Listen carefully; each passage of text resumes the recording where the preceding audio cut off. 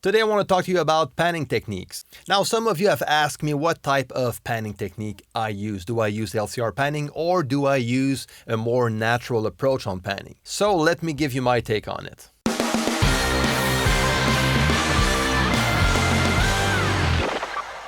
Chris here from mixdown.online. Now, if this is your first time here, don't forget to subscribe. Okay, now panning techniques. First, do I use LCR panning?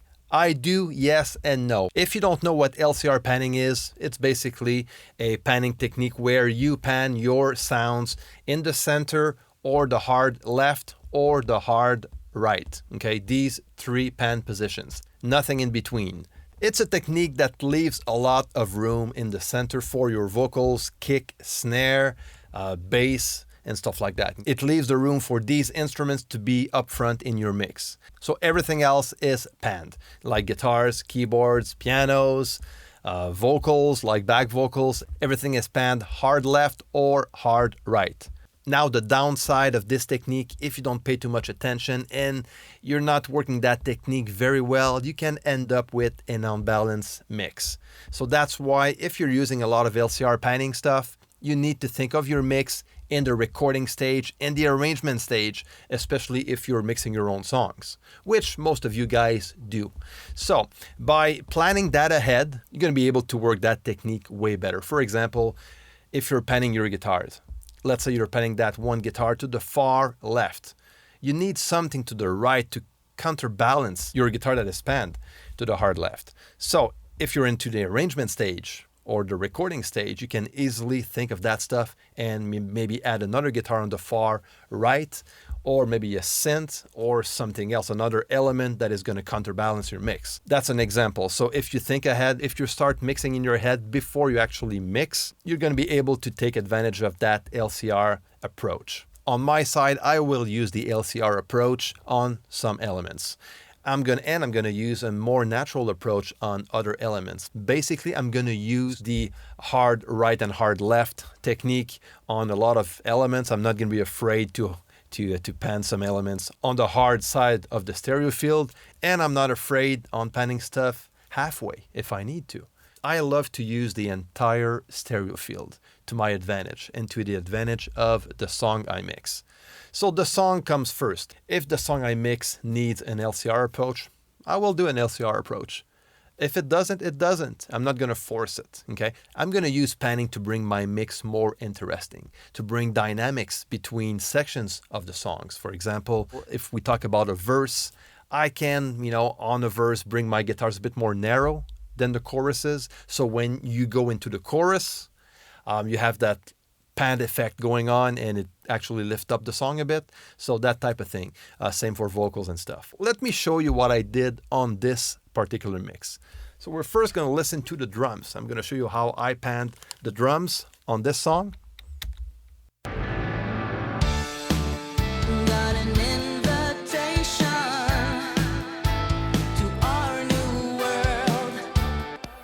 All right, so if we look at the drums here, first of all, the kick, the snare is in the center. Now, I took an audience perspective on the drum.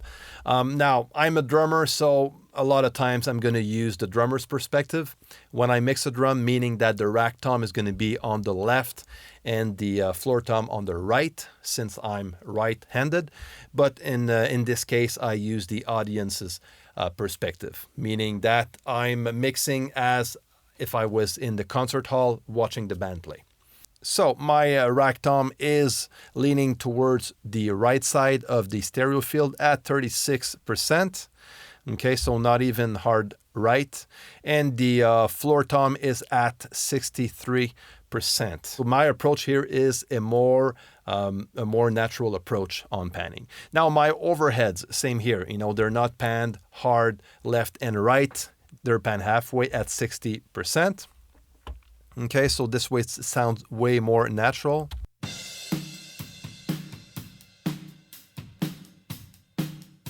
So that's basically my drums. Now, in this case, the room is it's a stereo pair of microphone recorded on a stereo track. Now my bass is right in the middle for the electric bass, but on this song I have a synth bass as well, which is in stereo. So if we listen to the stereo bass,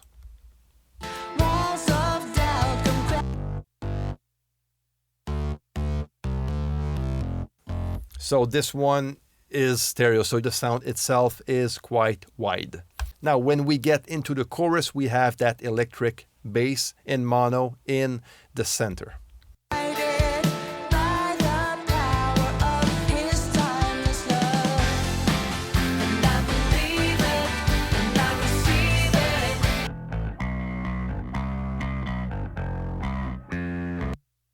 All right, a lot of overdrive here.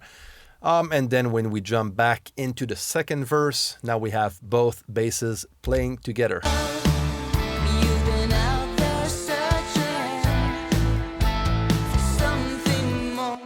All right, now for guitars. I'm gonna go back in verse 1 and solo this guitar part.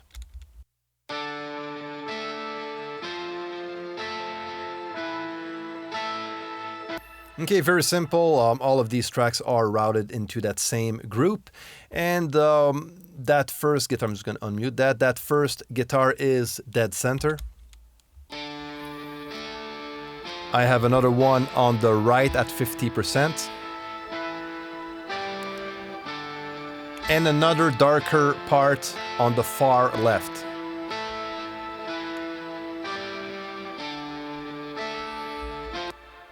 And the effect you're hearing is a kind of a wide, huge delay type of thing. Okay, that sounds like a synth.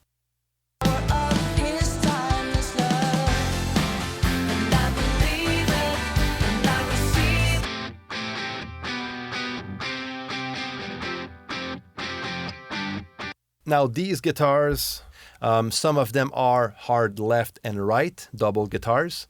So meaning that the guitar player played the same part twice and we panned them. And in this case, he played the same thing. On some other cases, I'm going to have the guitar player playing like harmonized parts and different parts that I panned. But in this case, it is the same part played twice. So these are panned left and right. I'm going to go to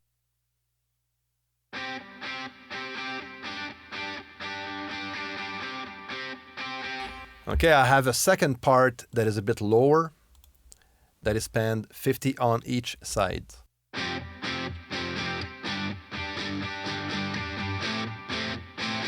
Okay, which is pretty cool. And we have that extra guitar, only one part. It's a clean guitar. That is dead in the center. So when we blend everything together,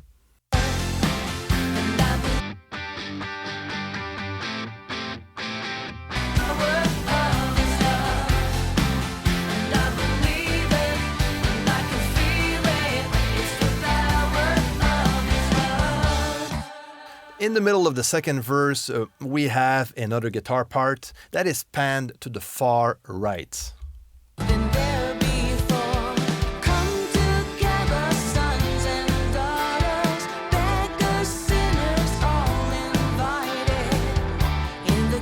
Since the other guitars are not that wide, adding that extra guitar to the far right makes that verse a bit more interesting. Let's go to chorus number 2.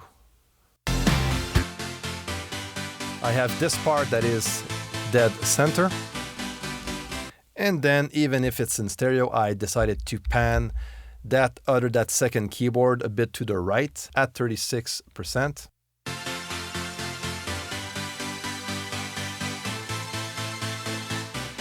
And another keyboard on the left a bit, which is a bit more subtle. Okay, then if we go and listen to the vocal. Now the lead vocal, in the verse is dead center. And this is what I usually do for vocals. Like 95% of the time, everything's going to be in the middle, in the center. Now, if we look at this, at the verse here,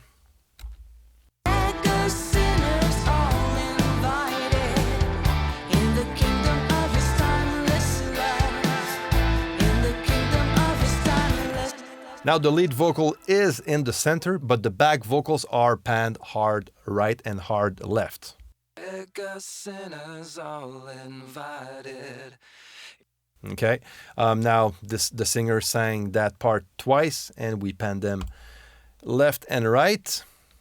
And then when we jump into the chorus, now the interesting thing here is I had the singer sing the chorus twice, and I actually panned the lead vocal just to the left and right at 30%. And I usually don't do that kind of stuff, but it worked well in this case. I just tried it and it worked well. So this is what it sounds like.